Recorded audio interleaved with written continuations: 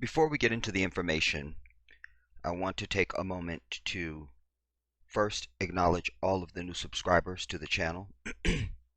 Welcome to you all. We are deeply honored to have you, and we are most pleased with the rate of growth that people are flowing into the channel. I am the Jedi. I also want to take a moment to explain to you why I call myself the Jedi. You know, it's a metaphor, but everything in my life has meaning and purpose. Every and anything attached to me, there's a meaning. From the smallest thing to the biggest thing. When I started doing YouTube videos back in 2014, I didn't realize that anybody and their mother could just do a YouTube video. I thought it was just a resource, and that's how I used it even. I saw something on TV one day and they mentioned this YouTube, and so I went to search that and I found it, and I would just put in searches for stuff that I hadn't seen on TV in a long time, or concerts or footage or something. I never knew that it was just something anybody and their mother could use. I just didn't know that. I know there was channels and subscribers. I didn't know any of that. I, and I thought you had to pay money, and it was just, I didn't know. But one day in 2014, something I saw in a video, and I wanted to have my say. And somewhere and somehow I learned, oh, anybody can do this, you know. So I set up a channel and I was on my way. All right. I began doing YouTube because I realized that I was not hearing my voice. And I saw it as a resource to be able to find my people. I always have considered myself an extension to, and indeed possessed by, many of the ancestors that have gone before us. Many of them we don't know the names of, but many of them we do. I have always said for a long time in my life that I felt like I was born at the wrong time. I used to march around the earth saying I was born at the wrong time. I feel like I'm born at the wrong time. I'm born at the wrong time.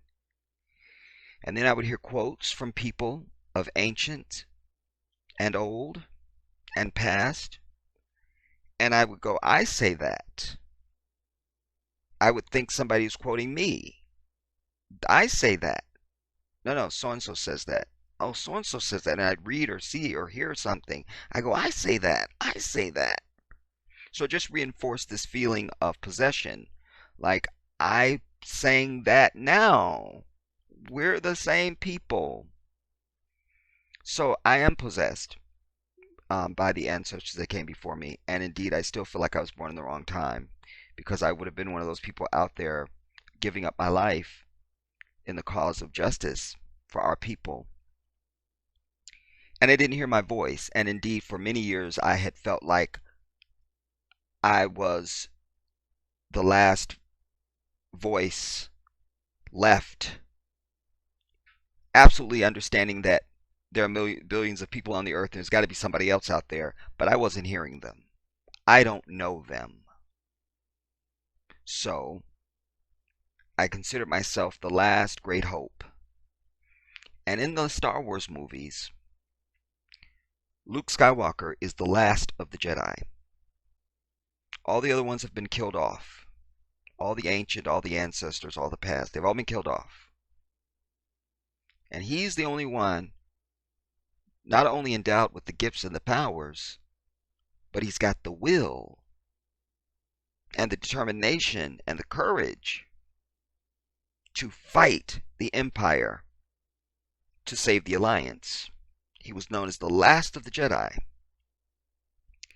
And because I consider myself, if not the, certainly one of the last unapologetic, fearless voices and personalities left amongst our people, I call myself the Jedi.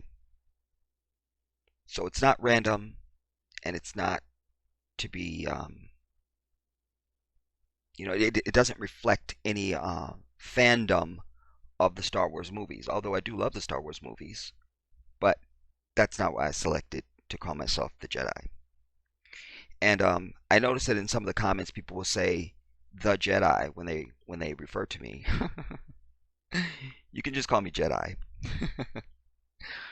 But the is also significant because the is also meant to connote a status of royalty. It's sort of my royal moniker, if you will. It's kind of like the creator of the heavens and the earth. In the Quran, Allah uses we. When he uses we, it's the royal we. You know? We. So, the, in this case, instead of calling myself Jedi, I call myself the Jedi. It's meant to connote and recognize my status as a king. I consider myself to be a king, you know, and I try to live up to that. Lastly, I will say that my icon, which is in front of you, because I'm also a Muslim and I speak Arabic and I speak Spanish. This icon on your screen says Bismillahir Rahmanir Rahim. In the name of Allah, the Beneficent, the Merciful. That's what my icon means. And while I do desire for everyone on the channel to put up a picture, because I can't feel connected to a name or something that's not a person. I forget people. But if I have a picture, then I associate that with a name, and it's easy for me to remember you.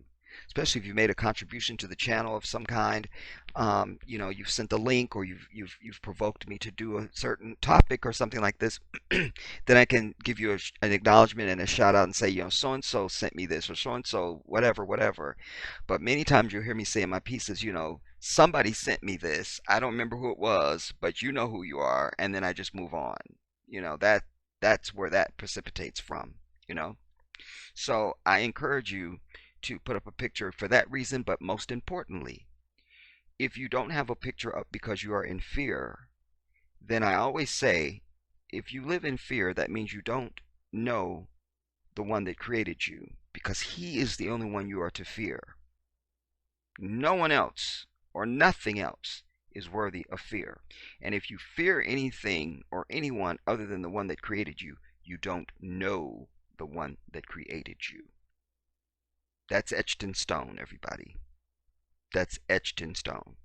Etched in stone. So I just wanted to take a few minutes to do this because we do have so many new people, and so many new people are coming in literally by the moment. Literally. And I deeply appreciate that. And that is a testimony to the work and to the troops that are already here. Your feedback, your comments in the comment section, our discussion, etc., etc. I think it's just the overall of what we are all doing here, and that I would attribute to the influx of so many people to the channel, because I never put up, make sure you subscribe, and all of that. I don't do that because I want anybody that's here that follows the work to be here because of that. They were inspired by what they heard and saw and felt here on the channel, and they themselves hit the subscribe button. So our subscriber count is organic. It is organic. It is from the hearts and the souls of each of those individuals that represent the number of our subscriber count. What I do ask is that you thumbs up and share the video, because I am trying to take whatever I say across the earth as far as it can reach to the diaspora, and you play a role in that. So it's a collective effort. I'm happy to toil over and put in the hours to create the content and to put it out, and then now it's your turn. Now you share and thumbs up the video, and let's move it out into the universe. That's what I need. That's what I need. Lastly, there is a link in the description box for the GoFundMe. I need everyone who watches this video to click on that link and go and donate at least $1. When you click on the link, it will take you to the GoFundMe. There is a full typed out explanation of the GoFundMe. There's also a video there. I'm on camera and I'm explaining to you why I'm asking for your donation. And so if you have more than $1, you're absolutely welcome to give that. But at least give $1. I need your help. I'll see you soon.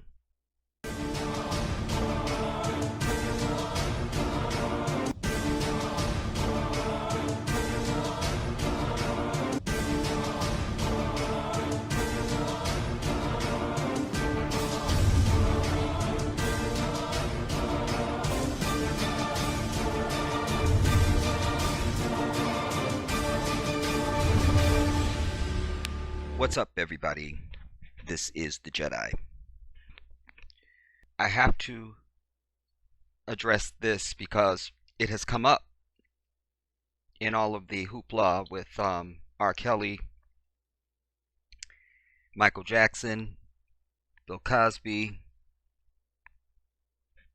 and I think it's high time we begin to put back the white faces on this hashtag Me Too movement and all the nonsense. I'm asking everyone under the sound of my voice who is a content creator on YouTube or anywhere that you create content or upload videos or whatever. I'm asking you to join me in doing a story like this. We have got to change the narrative back to the truth. They will go out of their way to dig up Michael Jackson, to further the lie on him. I'm even hearing rumblings now of should he be muted, should they stop playing his music and all of it. Now they want to try to assign all of this abuse and all of it to black men, and we must push back. If you create content, if you do a blog, I don't care what you do, you must do this. If you're on Instagram, you got to talk about it, whatever. We've got to turn these faces white again, because that's where they begin and that's where they will end. Any of our cases are aberrations and can be explained away, quite frankly. Michael Jackson is not the same as any of these people I'm going to talk about in this video or name for you. Period. They said it in a court of law. Their court of law. T-H-E-I-R. Their court of law. R. Kelly. Little girls that would have slept with R. Kelly or any other dude, quite frankly. That's out. Nobody was attacked. You understand? Bill Cosby happened 500,000 years ago, in a time when it was just all free sex and free love and cocaine and parties and white heifers wanting black penis. That's it. That's what it was. That's it. On the other hand, you have real predators who actually rape, because that's their whole history. They stole us from our continent, raped us, murdered us, have exacted genocide upon us ever since 1619 to 2019. Nothing has changed. And I'm supposed to get riled up over R. Kelly? I think not. And I hear R. Kelly's out of jail again now. I think I'll invite him over for coffee, just so we can chat as brothers. Yeah, I think I'll do that. Maybe I'll send Bill Cosby a care package. We'll FedEx some roses or something to Michael's, gravesite or something. Yeah, I think that's, yeah. Because these are all men who are clearly innocent. Yeah, I like it. Yeah. The fact of the matter is, especially in the hood, maybe in the suburbs too, but I'm saying especially in the hood, like, we have our own rules and laws, historically and currently. Black folks, you know, girls get hot earlier, and so do little boys, and so everybody, including white people, are having sex earlier. You understand? I've already told you this is a sexualized society. Everybody's having sex earlier, and nobody should be having sex outside of marriage. Not a single human being. But the Christian does not have any connection to God, no relationship, no submission to Him. I ask any Christian, anytime I'm talking to Christians, I go, tell me something you're not allowed to do in Christianity. And they have to stand there for 10 minutes. They can't think of anything. And I tell them, you can't use drinking and smoking. You can't use that. You can't use drinking, smoking, and cussing. What else? Tell me something you're not allowed to do in Christianity. Tell me something you can't do. What are you just not allowed to do? They can't think of a thing. You see? Testimony to the fact that the Christian lives the godless life. It's their rules, not God's. The Muslim is in a state of submission to God. What He has said is what goes. That's what goes. And white people definitely don't want that, because the moment and then none of them understand what Sharia law is. But they always like to, Sharia law. I wish I had a meme on loop that just said Sharia law, just some white have Sharia law. I can't. But you should be living under Sharia law. You call yourself a Christian, you're supposed to be living by the law that God laid down. The law. The law. And none of you does it. I would say the Muslim is a better Christian than the Christian. It's not up for argument. It's the truth. You understand? Accept it. Accept it. So, these are the murderers on the earth. These are the people who have caused all of starvation, all homelessness, all division, theft, murder, war, and genocide. The one that has the largest standing army. The only one that goes around attacking other countries. Somebody tell me the last report we heard of China declaring an attack on somebody. And who can tell me this now? All right, this is going to be for $5,000. Who can tell me? Show me now when Japan has attacked anyone. Huh? Show me that. Show me when, I don't know, Saudi Arabia wanted to do regime change on somebody and they sent in their troops. Show me that. Show me when any country in Africa launched an attack on anybody. I'd love to see that. I'd love to see that. I've been living in a cave for a little bit, so I'm probably a little bit behind. And so forgive my ignorance. I'm sure it's happening. I'm sure everybody's doing it. I'm sure of it. It must be happening. Yeah, pick any country and tell me when you've seen or heard or read that they were attacking somebody. Huh? Or that you tell me anything about their foreign policy. I'd love to hear that. I'd love to hear that. I'm sure there must be other countries that have military bases here, everybody. Of course there is. Everybody knows. Everyone knows. Everyone knows. Everyone knows it. I'm sure there's military bases here that are from other nations. I'm sure of it. Until there's not. You have to take a people as a whole, not as individuals. Because that's why God makes things, you identify a rose by the way it looks. You go, that's a rose. You tell a little kid, you point to something, tell me what this is, tell mommy what this is. A banana. Now, if you were pointing to an orange and they said banana, we need to probably have you check for autism or something. No, you go, that's a banana.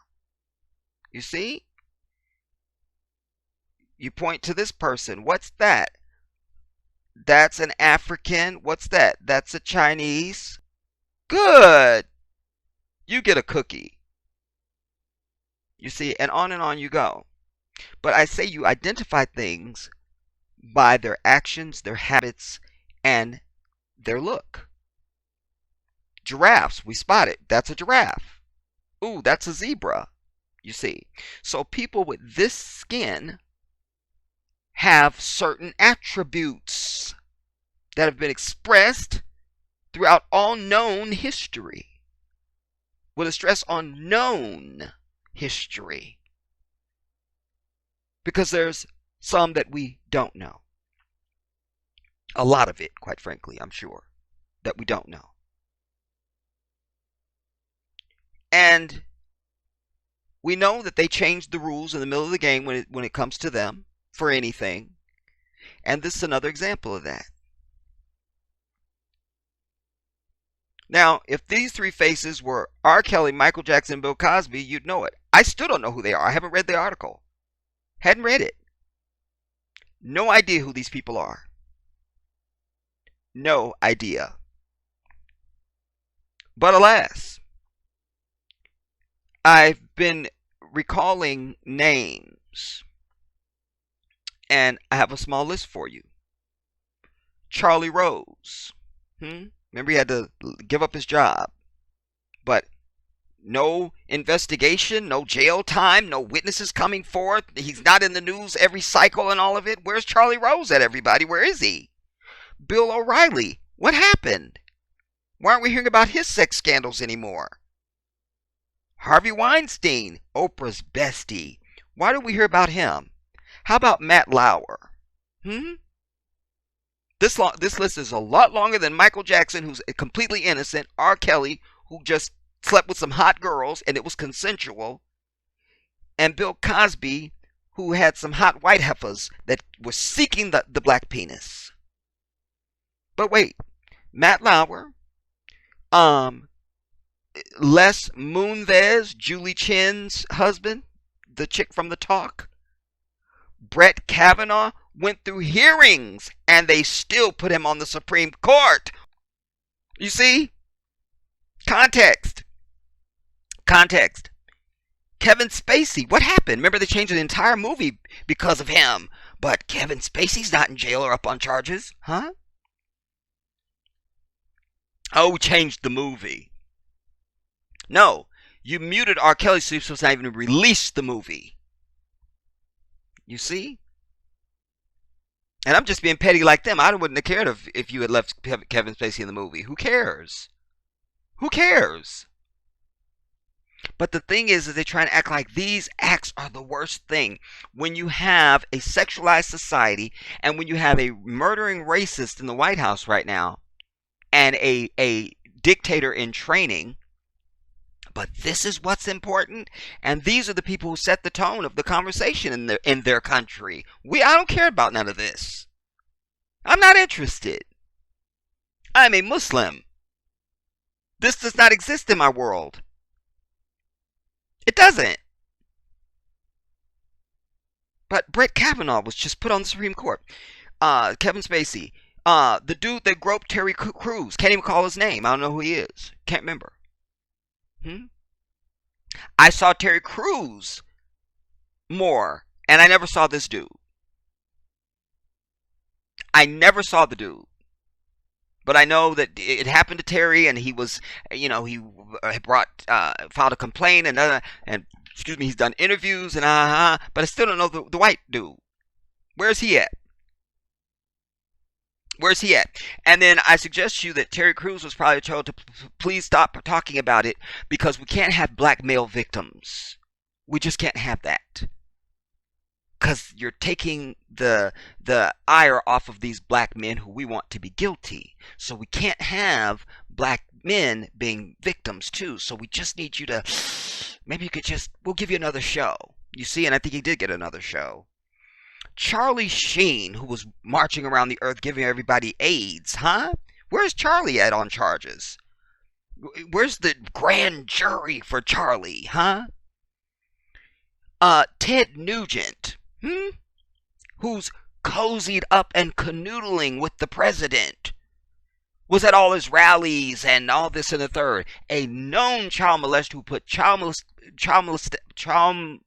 molesting lyrics in his songs about underage girls. How about Elvis? who was having sex with Priscilla when she was 14. Huh? Let's dig up Elvis. Huh? We should head out to Graceland. Dig up Elvis. Bring him up on charges. I think we could convene a grand jury for that. I think so. Wait, I'm being told in my ear we would not be able to convene a grand jury for that. I'm being told in my ear. I'm just being told now by one of my affiliates. I'm being told. Okay, fine. But let's bring Elvis up on charges. Where's that documentary? Where's the documentary of Elvis Presley, Ted Nugent, Woody Allen, thank you please, who was clearly sleeping with, what was the girl, 12 or 13 or something? I can't remember. It was so ridiculous. So, but we want to do now the Leaving White People Land documentary on Charlie Rose, Bill O'Reilly, Harvey Weinstein, Matt Lauer, Les Moonves, Brett Kavanaugh, Kevin Spacey, Charlie Sheen, Woody Allen, Ted Nugent, and Elvis. We want the Leaving White People Land documentary. Who's going to produce it?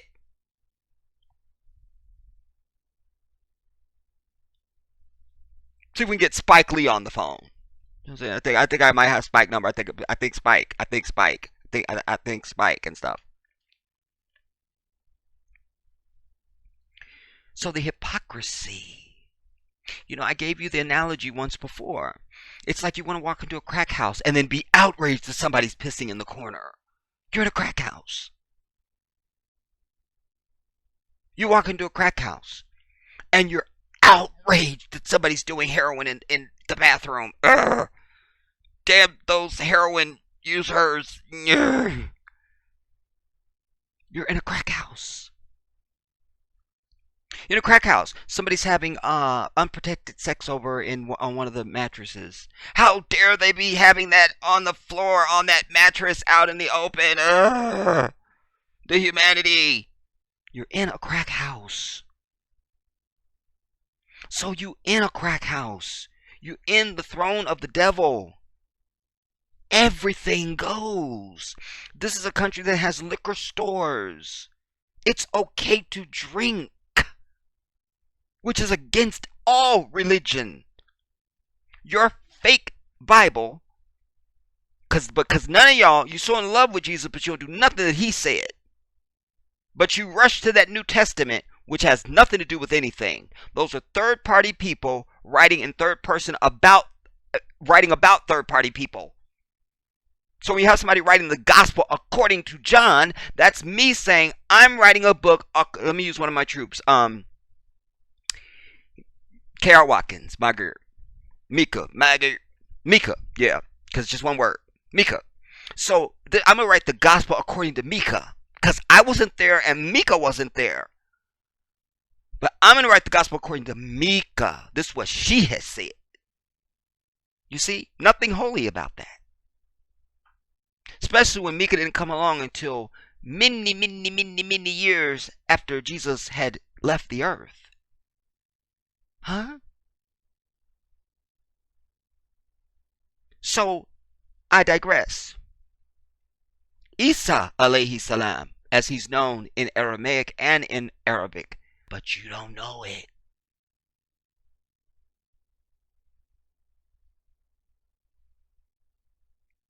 Now, he said, I will not drink of the fruit of the vine until I have ascended to the Father's kingdom. Jesus didn't drink no wine. He did not turn water to wine. You understand? Muslims don't drink. Because we what? We submit to God. You can't imagine that life. Nah, I'm supposed to be able to do what I want. You go ahead. You go right ahead. Because one day you will realize how short your life is. And that you have very, very little left. But after this is all eternity. Eternity. It's an easy word to say, but a concept that will implode your brain. Eternity.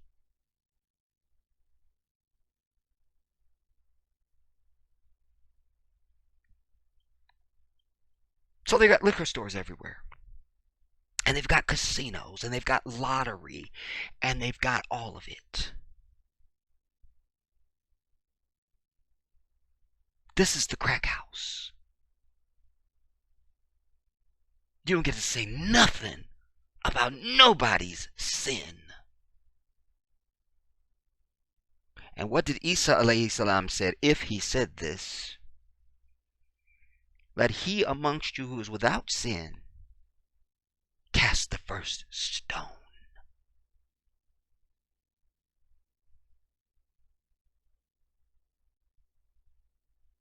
Yet, they call themselves a Christian nation. I can't. I can't. I can't. This is why many Muslim purists call them infidels. Because that's the term for anyone who doesn't believe in God. These people don't believe in God, dude. Are you kidding me? They don't believe. They don't believe. They don't believe. Because when you believe in God, then you get to know who God is and what his relationship is to you. And then you find out, oh, he's not my friend. He's my sustainer. He's my creator. He is the master of the day of judgment. Master of the universe. Okay, I quit. What do you want me to do? I want you to submit. That's what I want you to do. Because see, this is why Islam is such a threat. Because when people start submitting, all this goes out the window. Suddenly you don't have dirty politicians because they fear God. You see, it's not even about you no more. It's about their fear of God. You understand? Suddenly all the liquor stores close down. All the casinos close down. Huh? Oh my God, taxes have to go away completely. Because that's usury and it's against God. Muslims do not charge or receive tax or interest on anything. We can't charge it, we can't receive it. That's real.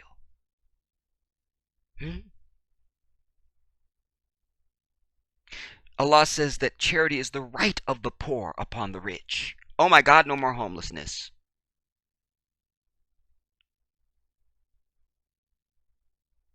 There be no guns.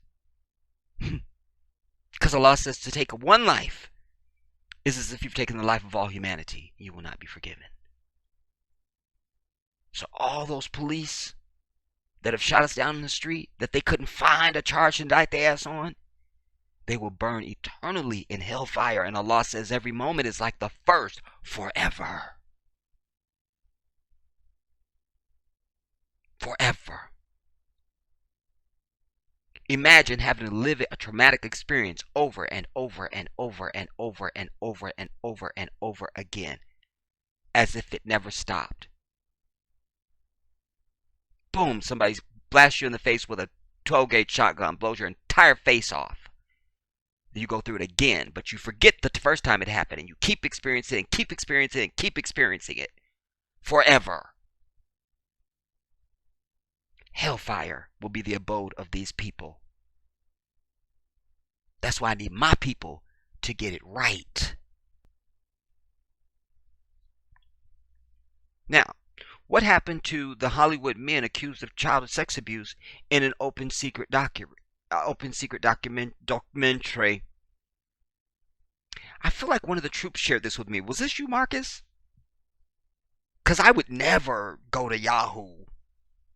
That's an antiquated name and everything. Like Yahoo. Anyways, I don't know.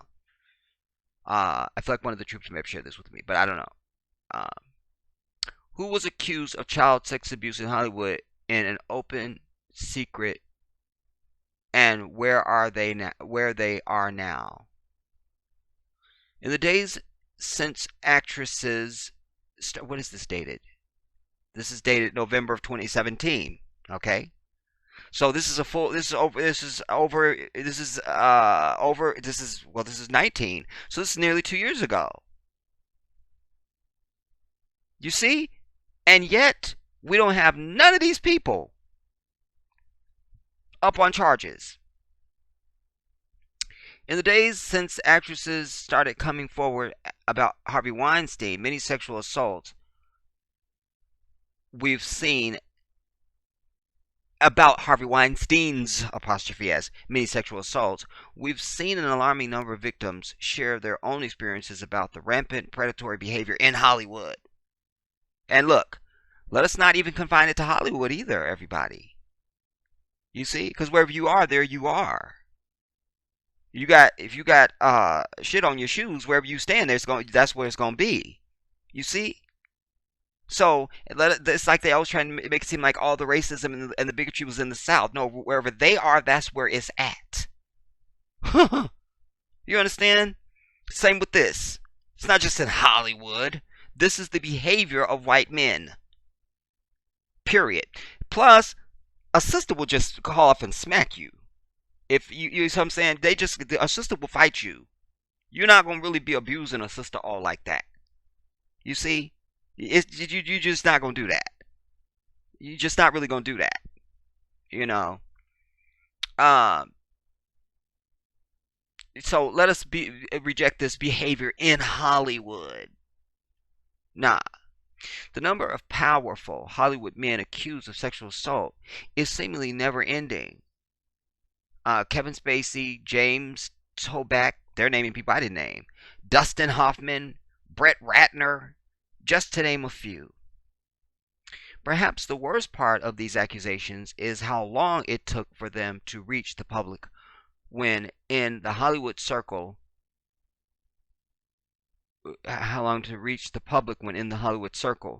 they were never really a secret at all.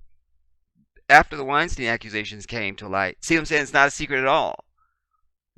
That's what they're saying. But then it's a problem? Come on, dude.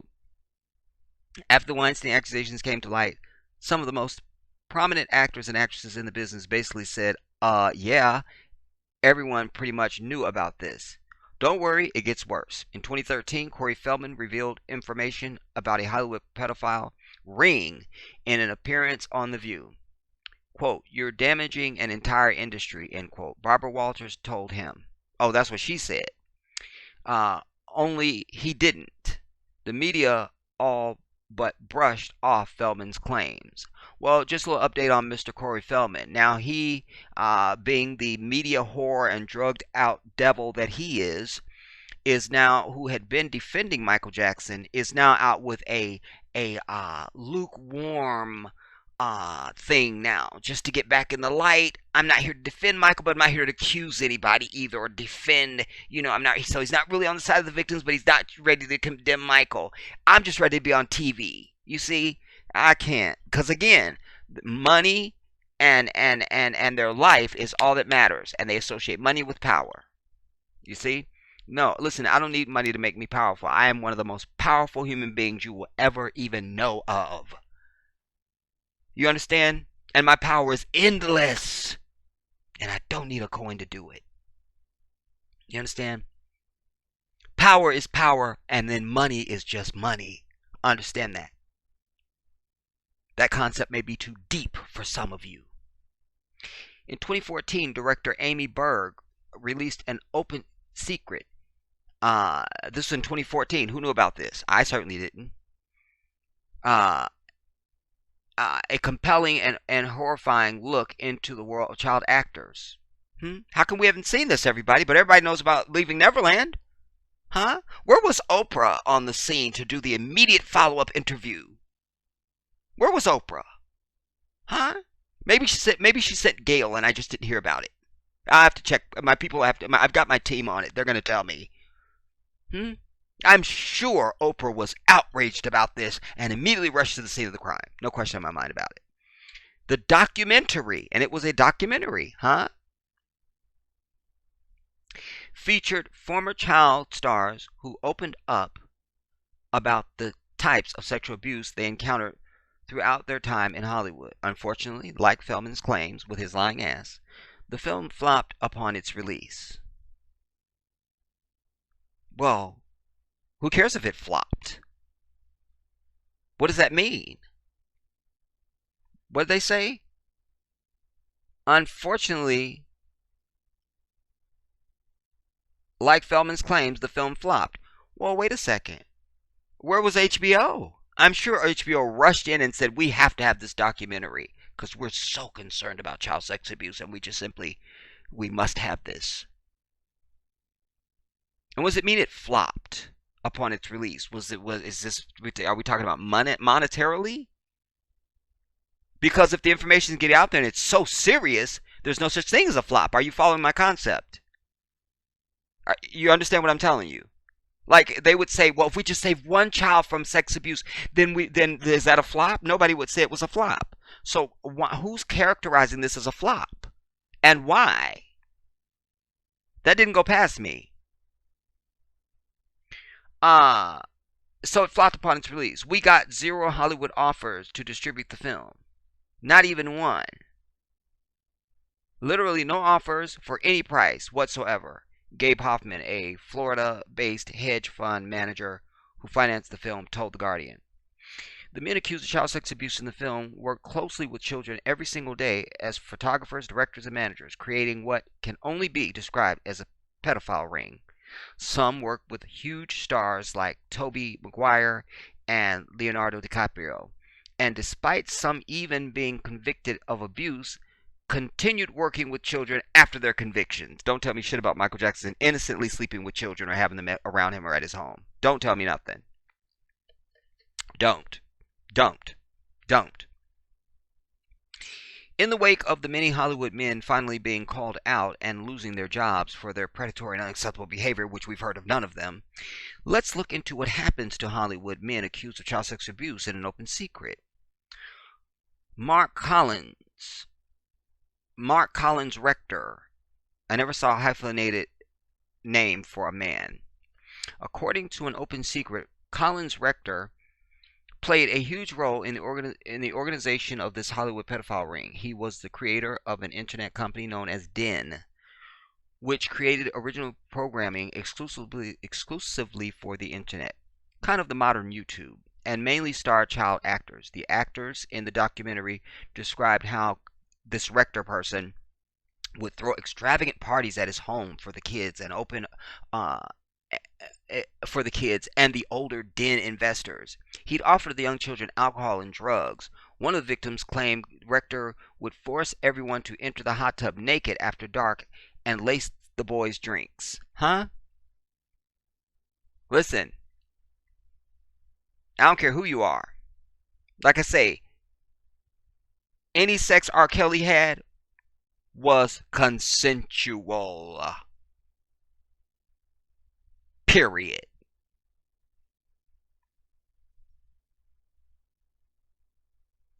In 2000, one of the victims came forward and filed a suit against Rector. A New Jersey federal grand jury indicted him on 5 counts of transporting a minor across state lines with the intent of engaging in sexual activity. Who heard about this? I'm sure it made headlines, and I'm sure Oprah was right there on scene with her microphone in hand. I have no question about it. In 2014, BuzzFeed released a report on this Rector, his whereabouts in the years since his indictment, and they are not pretty. He fled to Spain, where he stayed until 2002, when Spanish police arrested him and held him for over a year before sending him back to the United States, where he was eventually convicted, registered as a sex offender, and sentenced to 3 years of court supervision. According to Open Secret, Rector flew to Britain in 2006 for brain surgery and never returned to the U.S. A year later, he applied for a civil union with an 18-year-old boy, and in 2011 renounced his U.S. citizenship. A civil union with an 18-year-old boy. Again, it's the seat of the devil. You see what I'm saying? Girls can marry girls, boys can marry boys. This is the seat of the devil. Don't tell me shit about this crack house. Don't do that. Don't do that. 18-year-old boy, and in 2011 renounced his U.S. Over the years, following his indictment and conviction, Rector attempted to build new business, though none were successful, or businesses, none were successful. He managed to lurk under the radar for the most part, but in 2014, BuzzFeed found him alone in his apartment in Belgium. I'm over it. Brooke Pierce, huh? You're You probably remember Pierce best from his role in The Mighty Ducks. No, I don't. Never heard of it. Though his IMDb page lists some subsequent acting roles. As a teenager, Pierce transitioned to more behind the scenes positions when Collins Rector made him executive vice president of Den when Pierce was only 18 years old. Huh? So they were in cahoots. I'm not reading anything else about him. We don't need it. Well, what's his charge? When word of the shady activity. Well, he was with Den, so we're moving on. All right. Bryan Singer. Yes, that Bryan Singer. The same man who produced popular television shows like House and directed all the X-Men films was also a prominent investor in Collins Rector's Den. You see? Well, then that's it. He invested in Den. All right. Brian Peck. While Brian Peck is certainly not a household name, his IMDb credits are fairly extensive. He's had a number of small parts in children's shows and movies. Between 2000 and 2002, he worked on the set of the Nickelodeon show All That. Lo and behold, in 2004, an unnamed Nickelodeon star came forward, alleging that Peck sexually assaulted him. Peck was then convicted of a lewd act against a child and oral copulation of a person under 16, according to Daily Mail. He had to register as a sex offender. He's convicted and he registers as a sex offender. Where's the jail time at? I still haven't heard any jail time. Still haven't heard any jail. I'm looking for jail. You see, and the spectacle, and by the way, I'm sure Oprah was on scene because she's so outraged about child sex abuse. She's so outraged. I'm sure she was there on set when he came out and was after his conviction. So where does Peck fit into all of this? According to an open secret, Peck worked closely with Singer. He even joined Singer for the X-Men commentary, in which he also had a small acting role. Despite Peck's conviction, he continued working on child shows and films in Hollywood. You see what I'm saying? But mute R. Kelly. I will play his damn music right now. You see what I'm saying? Don't do it. Don't do it. I am a mountain. I am a tall tree. Oh, I am a swift wind sweeping the country. I am a river down in the valley. Oh, I am a vision and I can see clearly. If anybody asks you who I am, just stand up tall, look 'em in the face and say, I'm that star up in the sky. I'm that mountain peak up high. Hey, I made it. I'm the world's greatest. I'm that little bit of hope when my back's... You know what I'm talking about. You see what I'm saying? Nah. Free R. Kelly. I said it. But he goes back to work and works on children's shows again. You can just go get your job at the local Bank of America, everybody, and take them for $550 grand. They see the FBI comes in, carts you off to jail, and as soon as you get out, you can go right back and get your job at the bank. Just no problems. There's no problems. We don't mind. You know what I'm saying? We're in the crack house. Michael Hara. Hara was the only man in the alleged pedophile in crowd. An open secret interview. He was one of the founders of the Screen Actors Guild Young Performers Committee, now known as SAG-AFTRA. One of the victims interviewed claimed Hara invited him to stay at his house, where he allegedly had other boys living with him. Another victim even called Hara on camera and talked about the time Hara abused him. I didn't like when you tried to have me sleep in your bed and touch me and everything, the former child actor said, to which Hara replied, that was something unwanted I shouldn't have done. According to an open secret, Hara is a former child actor himself. When asked if he had ever faced abuse in the industry, he told filmmakers that abuse, quote, was not uncommon, end quote. After the film was, you see what I'm saying? But these main people trying to point fingers at Michael Jackson know what was going on. So this is projection once again. They do it, but try and say you the one. I can't. After the film was released, SAG threatened to sue the creators over their inclusion in the documentary, claiming that Hera was no longer affiliated with them and had not been at the time of the filming. But I'm supposed to believe R. Kelly just got all these girls, just all this stable of girls, just, locked to walls, and, stop it. Because as I've said to you, especially as it relates to the R. Kelly situation, there are people listening to me right now, male and female, whose mama had them when they was 14 or 15. Don't start with me. Don't do it. You understand? And I understand Michael Jackson's relationship with children. I do.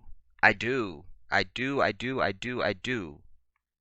You understand? And I know that was pure. That it was none of this heinous stuff that they are trying to assign to him.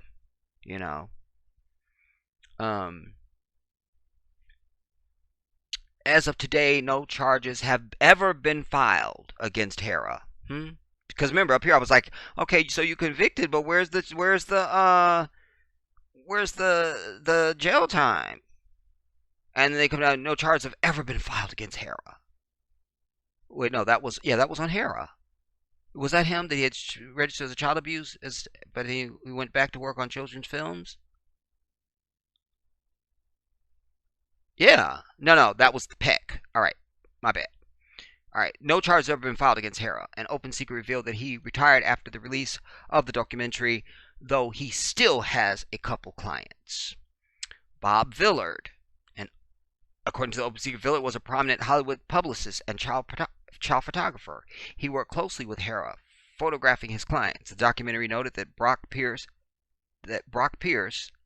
who you'll remember went on to work closely with Mark Collins Rector, was one of Villard's favorite subjects. It all comes full circle.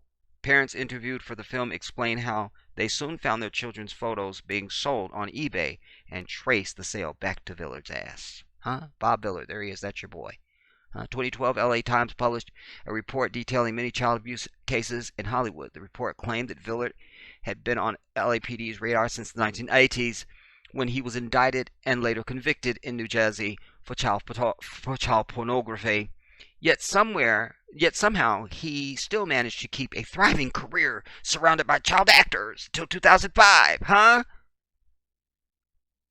But Michael's not supposed to have any more kids at that house.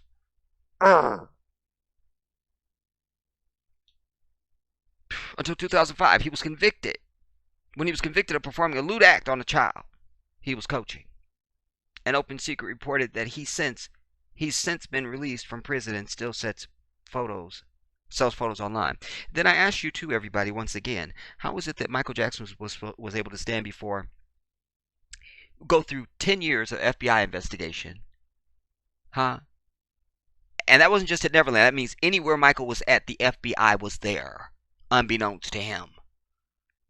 How was he able to go through a 10-year FBI investigation, 2 or 3 raids on Neverland? I thought there had only been 1, but I learned from his nephew there had been 3 raids, all unannounced. And we know they raided Havenhurst. Michael had some other condos and things like that. They raided everything. They didn't find so much as a dirty note. But they won't have this same outrage over the white ones, and that's why it's so important. I tell you, if you're a content creator, if you're not a content creator, start making YouTube videos just for this reason. I'll help you promote your damn channel here on mine. You understand? So you can get more eyeballs on you. We need this, everybody. This is how we fight back. This is how we fight back. We say, no, what about your white ass? What about y'all? You say, what about you?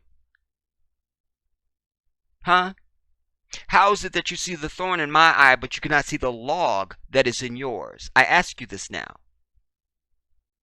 Marty Weiss. Anybody named Marty is not to be trusted. Just keep that as record. An open secret describes Weiss, or Marty, as a manager in Hollywood for over 15 years. Or about 15 years. He was known to have sleepovers with his young clients. He was known, you see what I'm saying, to have sleepovers with his young clients, and would insert himself fully into their lives through things like screening parties and taking them trick-or-treating. Corey Feldman has publicly named Weiss as one of his and Corey Haim's abusers. 2011, Weiss was charged with molestation after one of his clients came forward with a recording of Weiss admitting to crimes. Listen, so we're hearing allegedly about these people. They're telling us this, and this could just be a planted story. They could be telling, well, look, these people all went to jail. They were indicted, or they were charged, and something happened, No, because it would have made some kind of headline. I ain't seen nothing. And we're hearing about one like this one. In 2011, Weiss was charged. One of his clients came forward. One.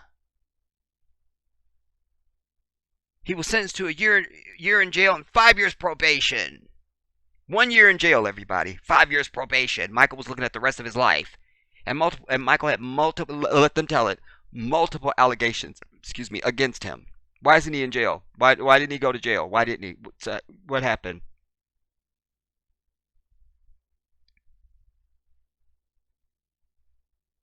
Because he was innocent.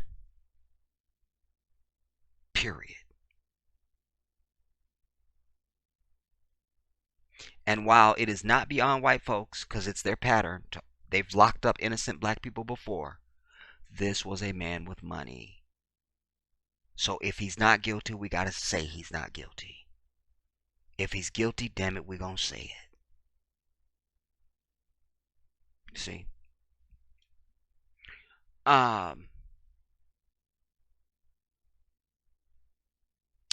open secret revealed he served just 6 months. Take that. You see what I'm saying? Of that time in jail.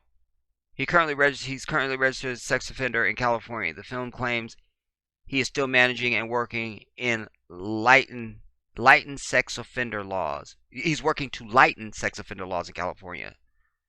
Like, let up so we can just abuse kids if we want. These are the real animals, the real demons, the devils, the predators, everybody. It's not black men. You understand me? It's not black men. It's not, damn it. It's not. And even if Bill Cosby, R. Kelly, and Michael Jackson were as guilty as they want us to believe, they would still be aberrations. But wait, I have more.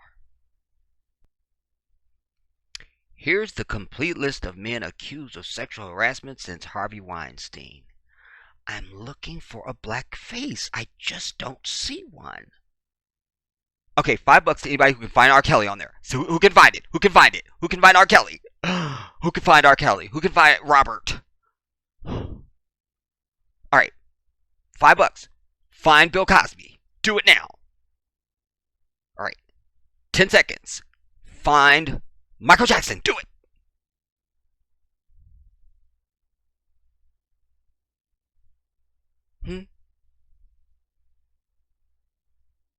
This is 18 people right there. 18 in that picture. All white.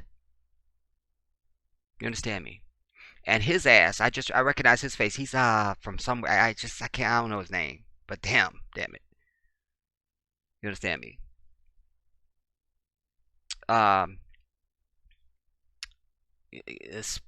Spacey, Hoffman, Ratner. What was there? 18 one? There's 18. Okay, Affleck. Yeah, Ben Affleck's ass. There's Andy Dick's bitch ass. Richard Dreyfuss. Steven Seagal, failed actor. Toback. Price. Piven. These are the names. All right. Update. I need to enlarge this a little bit more. Fast Company began tallying this list on November. What's the date on this? Jedi.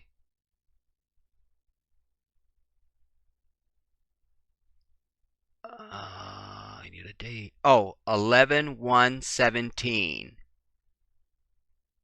So this is from 2017 as well. You see? But these dates, the other article we just finished was from 2017. So this testifies, everybody. I don't even remember when the R. Kelly documentary happened. But it just feels like he's been on the news for a year or something. You know, Michael Jackson's been dead 10 years, and he's the number one story. Bill Cosby was like the it. Now they've been doing stories of what Bill Cosby's doing in jail and how, what is your white ass doing? I can't, dude. I can't. I can't. I can't. I can't. But again, it's things like this that signal to me, how can you be in a relationship with any of these people? Because when stuff like this is on fire, I can imagine I got a white woman, I gotta turn to her and say, well, what you think about this? What's she gonna say?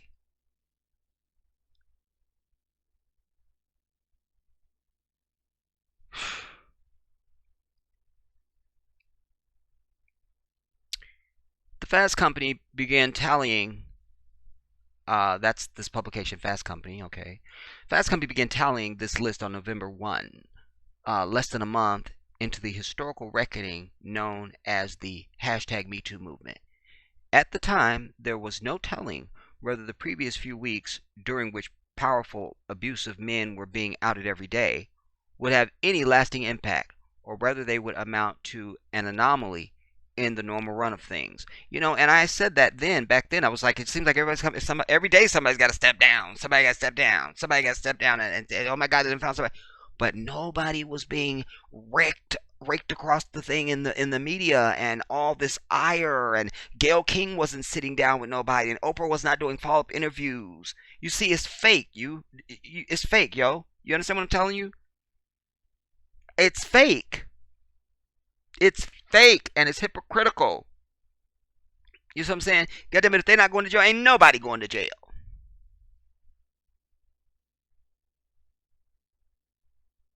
I'm over it.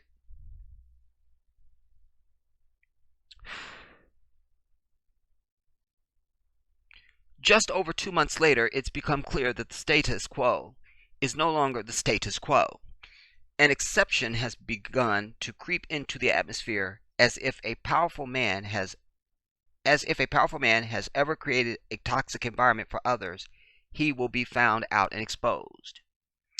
Although we may eventually make another list of prominent men, well, when? We're capping this one off with the end of 2017. Some of the 71 men who ended up on the list suffered mild temporary infamy. Others lost their jobs, along with deals worth millions of dollars. Others still have had their reputations indelibly tarnished and may end up in jail. May. It could happen. They've been embarrassed. Some of them lost their jobs. It was more of a slap on the wrist. Bob, you shouldn't have done that, Bob. What's for lunch?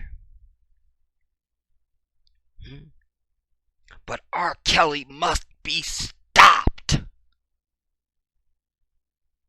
Michael Jackson must be dug up.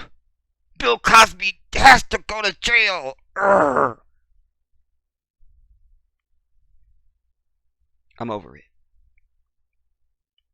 May end up in jail. Their collective disgrace has made the victims of other previously alleged predators demand a renewed focus, and occasionally got it. While the reinvigorated scrutiny of the Orange Circus has yet to yield any repercussions, previously accused rapist Danny Masterson, there's another one, has been fired from his Netflix show, The Ranch. The companies and the agencies who may have once propped up those powerful men now appear scared of being deemed complicit in their crimes. Well, just a second. Because I'm sure some of these same white people that are so outraged over Michael Jackson are going to swear in the grave that he's guilty. Them same hypocritical devils voted for this Orange Circus. You understand? Knew he was a sexual predator. Sitting in the damn Oval Office. Don't talk to me. Perhaps the most hopeful signs of what has come from the outing of the men on this list, though, is Time's Up. Oh, that's what came out of it? Oh, thank God there's a Time's Up. Forget that jail time and all that, and that raking them over the public holes. Forget that. At least we got that Time's Up. Whew. We did it. The initiative started by famous women like Shonda Rhimes and Eva Longoria. Ironically, women who are not white. To help non-famous women get support when they've been sexually harassed. A lot of people have worked up to the fact, woken up to the fact that the sexual misconduct problem in Hollywood and the media are just the tip of the iceberg. Perhaps now the reckoning will trickle down. And interesting, they end that paragraph with that. What do they mean, trickle down? You have two women of color who start this. Huh?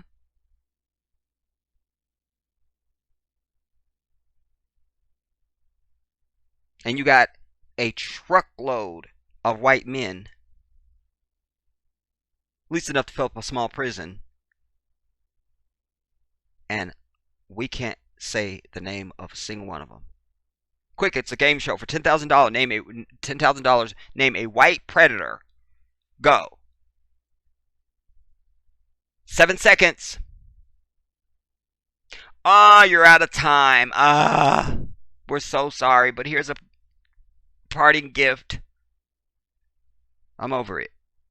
The revelations about Harvey S. Weinstein, Oprah's bestie, were just the beginning. Ever since the New York Times and the New Yorker published a staggering amount of on-record accusations against the embattled super producer, dozens of women have come forward nearly every day to share their stories of similar treatment by powerful men in nearly every industry. Huh? Well, where are they at? Where they at? Because I just seen Gail sitting down with Azriel and Joycelyn. Where they at, Gail? Where they at? Where's your interview of that? Now she's making all the tours to talk shows because she's so amazing now. You really handled yourself so well. What they're really saying is thank you for doing our white ass bidding.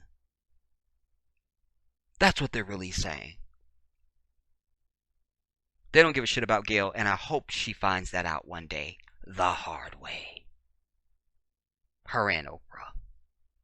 That's my prayer.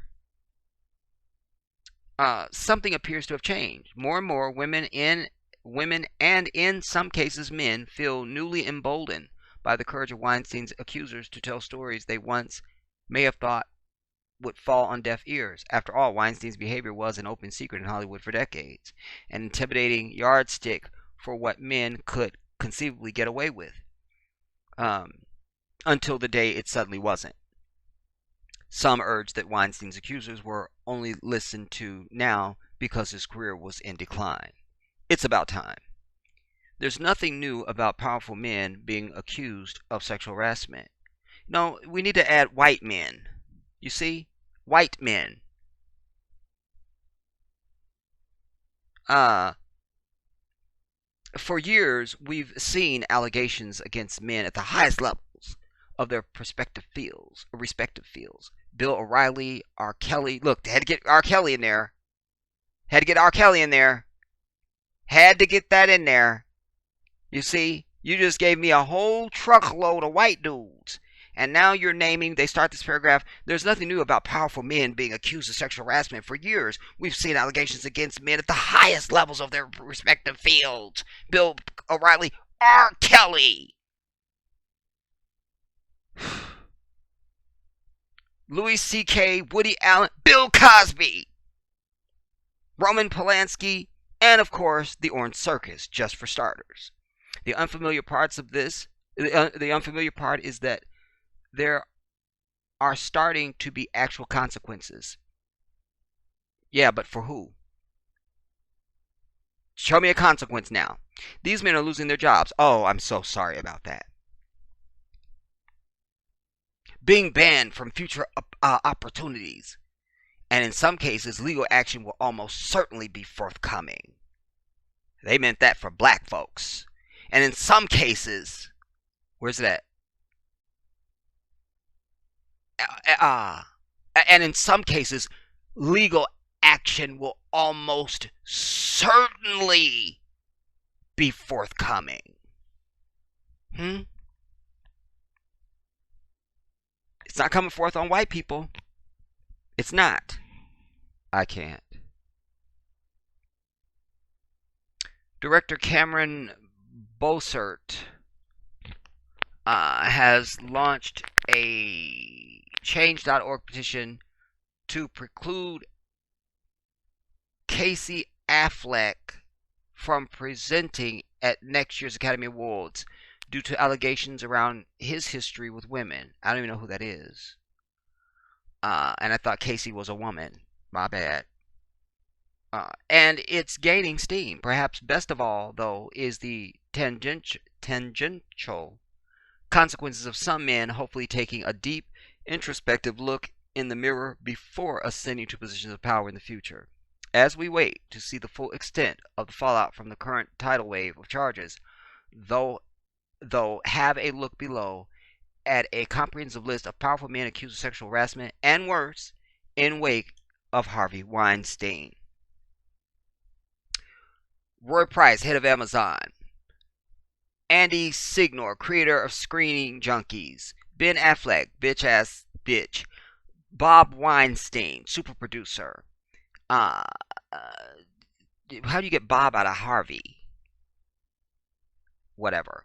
Matt Mondaniel, the former guitarist for the band Real Estate. Oliver Stone, we know who that is. James Toback, we heard about him. Lockhart Steele, the creator of popular websites such as Curbed and Racked. Mark Halperin, the reporter. Yeah, that's who that dude was up there. That I was like, I know his face, I just can't name him. Andrew Kramer, the Lionsgate executive. Eli Wiesel, the Nobel Prize-winning author and human rights advocate, has been accused of groping. Okay, Leon Weiss, somebody, another Zionist, formerly an editor at the New York Republic. Twiggy Ramirez, you have to be arrested just on that. AKA Jordy White, the bassist from Marilyn Manson. Tyler Graham, the Hollywood agent. Ethan Kath, the producer, performer behind Crystal Castle. Chris Savino, the creator of Nickelodeon's The Loud House. So I'm sure Nick Cannon probably knows who this is, because Nick Cannon is on the board or something, or an executive or something at Nickelodeon. Knight Landsman, the Art Forum publisher. Robert Scobie, the veteran tech blogger who has worked with Fast Company. George H. Goddammit W. Bush. Kevin Spacey's ass. Jeremy Piven, the actor, famous for his role on HBO's Entourage. Hamilton Fish, the publisher of The New Republic. Andy Dick, we know his fake little ass, Swisher. Brett Ratner, the director behind hits such as Rush Hour. Dustin Hoffman, we know who he is. Michael Oreskes, a top director at NPR. David Gil something, a manager and producer on films like Atomic Blonde. Adam Vinnett, an agent at WME. David Korn, editor and chief executive of Mother Jones. Steven Seagal, we know him. Ed Westwick, an actor, best known for Gossip Girl. Louis C.K., we know him. Eddie Berganza, group editor of DC Comics. Gary Goddard, a film producer. Jesse Lacey, frontman for the band Brand New. Matthew Weiner, writer and director, most known for Mad Men. Richard Dreyfuss, we know him. George Takei, we know him. He was from Star Trek, yeah, and he's an alphabet. Andrew Kreisberg, all these Zionist names we're hearing. Showrunner for The Flash. Tom Sizemore, star of such films as Saving Private Ryan. Mark Schwann, another Zionist, showrunner on One Tree Hill. Jeff Tambor, Emmy Award winning star of Transparent. Matt Zimmerman, Senior Vice President of Booking for News and Entertainment at NBC. Al Franken, we know him. Sylvester Stallone. Murray Miller, writer of HBO's Girls. Glenn Thrush, a star political reporter for the New York Times. Charlie Rose, we know his old ass. John Lasseter, head of Disney Animation, huh? Nick Carter, his drugged out bitch ass. Matt Lauer, his ass. Garrison Killor, whoever, radio producer and former host of long running show Prairie Home Companion. Russell Simmons, goddammit. Well, that fell flat and failed. I don't know. Israel Horovitz. You see, and I suggest even with what's his name? Russell Simmons. Again, they just start. This is when they begin to start speckling these black names. Everybody. They even tried to get Tavis Smiley. You know, nah, don't give me this. Israel Horovitz, a veteran playwright. Bruce Weber, a vulnerable fashion the vulnerable fashion photographer. Dylan Howard, top editor of the National Enquirer. James Levine, and probably has definitely printed ugly stories on Michael Jackson. That's what your bitch has to get. James Levine, legendary Metropolitan Opera conductor. See what I'm saying? They're everywhere. John Hockenberry, a now retired public radio icon. Leonard Lapote and John Schwartz, two longtime hosts of WNYC. John Healy. Damn it. I mean, it's just, I mean, come on. Look at all these names, dude. There's Tavis Smiley there, too. Look at this. All white folks.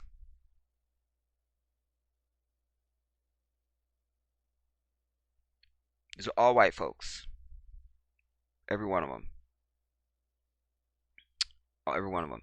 With one or two black names sprinkled in. You see? So the problem is white men. As it is with everything. You understand? It's always them. Always. Always. And all this R. Kelly stuff and all that, and, you know, is just to take the heat off of them. You know, give it chances to die down, but yet they're still in place. You know, it's the hypocrisy of it all. You know, like I said, if we're going to be concerned about it, then let's just be concerned about it. If we not, then we not. You know, and as many children and women that would be associated with this, with all these people in this picture and this whole list of other people and all this other mess. I mean, you would just like, I don't buy into this idea that people don't come forward for. I think that people just don't come forward because they want a coin. Period. Like, I just don't see no other way. I'm not buying nothing else. I'm not. I'm not. I'm not. Don't try and give me this victim excuse stuff. You know, like as if they're in some world that I couldn't understand because they're otherworldly or something. I'm over that. I'm over that. You understand? I'm over it. I'm over it. Because one thing that your creator installs in you, in your soul, when he breathes life into you, when your soul is sent to earth, is right and wrong. You know it. You know right from wrong. You know it. You know it. You know it. It's that automatic built-in sensor that lets you know something ain't right. Watch any 2-year-old. When they first start walking especially. And you ain't told them don't touch the computer. If you're in a room and they don't think you see them, they go over to that thing. Whatever it is. Could be a computer or anything. And first thing they do is turn around and look. to see if you looking. I know this because I love it so much because it's so cute to me. And I just be waiting for their ass. And as soon as they turn around, I'm looking right at their little ass. Like, what? And then they grin or do something trying to throw you off. Like, you don't know I'm trying to do something mischievous. You don't know. I fooled you. Get your little pissy ass. Get your little diaper ass. Get your ass. Get your shit. Get your shit. You see what I'm saying? Get your ass. Get. But they know already. Because that thing has been built in them. This is probably wrong. That's why they turn their little waterhead ass around and look at you. See if you looking. See what I'm saying? And that's that testimony to that inner voice. That inner guidance. That sensor. You know. That Allah has installed to let you know this ain't right. This ain't right. So I don't believe that. I don't believe this whole, some of this mess that these people tell, about why they waited 50 years to come forward and all the bullshit. Like, I can't. You've lived an entire life and done some of everything now. Why are you telling me this? Why is this relevant to me now? Why? What do you want me to do? What? You see? But just like they can blow it all up this big, why aren't they now making it a rule? Because they're quick to mention these damn alphabet people when they mention black people, as if they're some race of people with a culture, and they are not. You see? They can spread propaganda whenever they want to. So damn it, spread the truth. And then, in this country, ignorance of the law is not a defense. Any attorney will tell you that. Any judge will tell you that. Any police officer will tell you that. Ignorance of the law is not a defense. Period. So therefore, you put a law out that says, if you are the victim of any type of crime, quite frankly, you have a certain window of time within which to report that and let it be known. If you don't, we can't help you. We can't. We can't. Because the burden of proof is on you. We're happy to help out. But you're not coming up 20 years later and telling me nothing. You're not doing that. Nobody accepts that in anything else in life. You're in a marriage. And here your wife come. Well, I ain't gonna put this on the sisters. Here your husband come. 10 years after y'all been married. Well, that first night we went out, you really got on my nerves about something. And said, why are you telling me this now? Why you would be like, why is he telling me this now? Why? What? We've been married 10 years. Why are you telling me this now? Why are you telling me this? Why are you telling me this? There's other examples, but I think I only need the one. You feel me? Like, I'm over it. I'm over it. I am over it. I'm over it. If the new thing now is interracial bullshit, being gay, and being a victim. That's what's going on in America right now. That's what's going on. And killing black people. And not being able to find any justice whatsoever for them. That's what's going on in America. You see? So this whole victim thing is just like the latest. And I'm also sick and tired of, while I'm ranting, of this whole word shaming. Just pick a thing and then put shaming behind it. You're fat shaming. You're victim shaming. You're such and such shaming. I'm sick of that. I'm sick of it. I'm so sick of it. I'm so sick of it. I'm over it to the point I can't even articulate it in words for you. I'm over it. I'm over it. I'm just over it. I just saw, I think I'll close with this. I just saw the other day on the reel, there's design, I guess it's Victoria's Secret, is saying they're not making, stuff for big women. Well, I'm on Victoria's Secret's side. See, because the society's becoming, I want to do what I want and you have to accommodate me for that. I don't want to control my eating. I want to be a fat bitch and you will make a lace camisole for me. No, I won't. Go your ass to Target. I want to come out as some gender that doesn't exist in humanity and God did not create, and I want you to accommodate me. No, I won't. Either you like penis or vagina. Pick one and move to the left. We've got to get to the victims behind you. I'm getting worked up. Where's my punch at?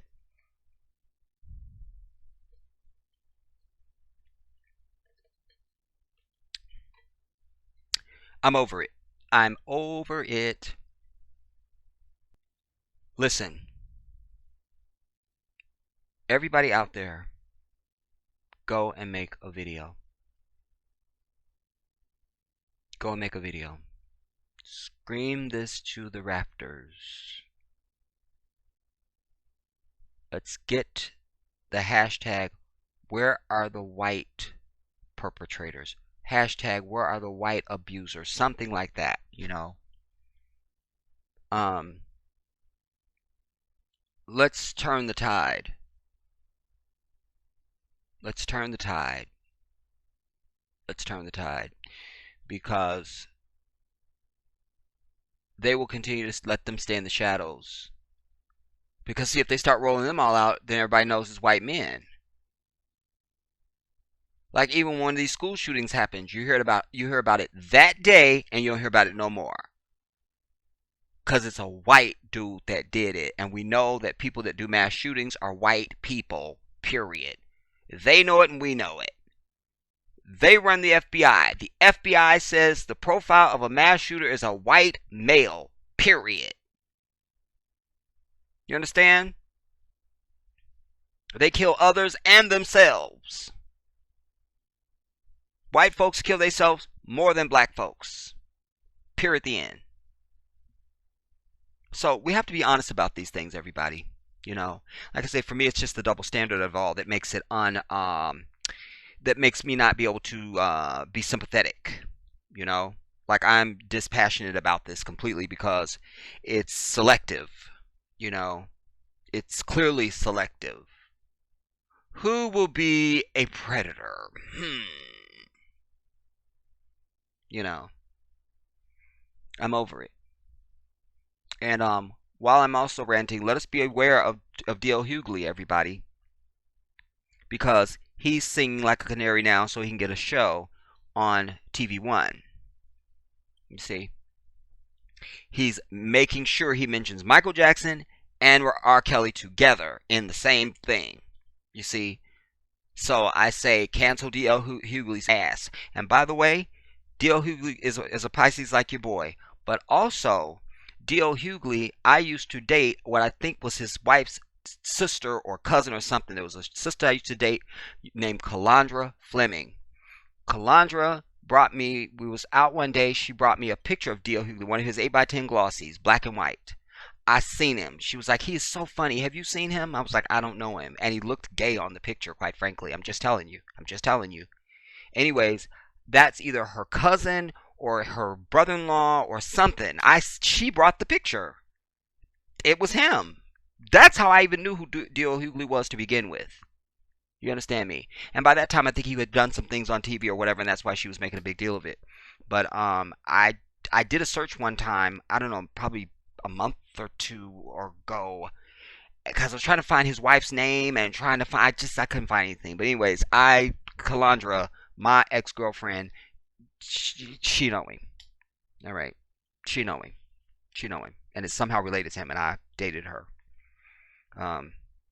until she went off to the military. She would have been an excellent wife for me, but we're just not going to discuss that now. Damn it, where's my punch?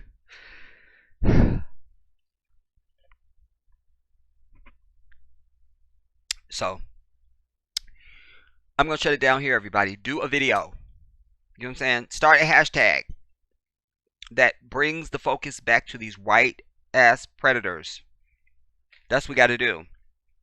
Because they keep mentioning this hashtag nonsense, but we don't see no white faces being attached to it.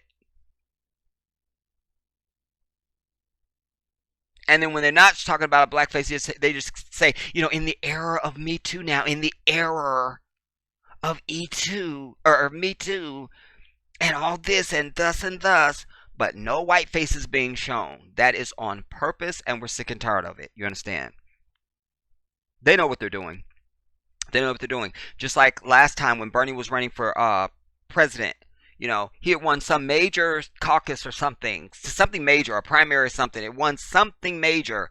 And don't you know, they showed an empty podium that they were waiting for Trump to come and speak to instead of covering Bernie's thing. For like over 45 minutes, it was just the podium. That's it. Nope, we will not show Bernie Sanders. They were in cahoots with the DNC. Don't give me Russians and all the mess. Don't give me that. This didn't have nothing to do with damn Russians. You understand? This had to do with them colluding, trying to make sure that Hillary was the damn nominee, no matter what.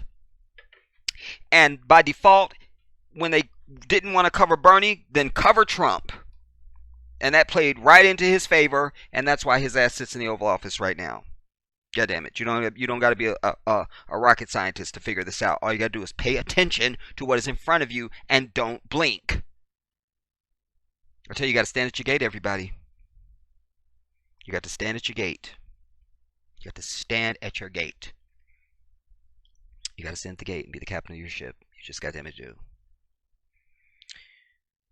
Anyways, listen, I want to say shout out to all the new subscribers that are continue to flow into the channel.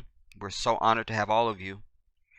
I remind everybody that there is a GoFundMe that is going on, everybody, for this move to Africa in 2020. I need everyone who watches this video to go and donate at least $1. At least. Everybody's got 4 quarters someplace. You understand? Don't hold back. You know, we can't be together on anything, but whole industries and institutions and stuff can collude around anything that they do.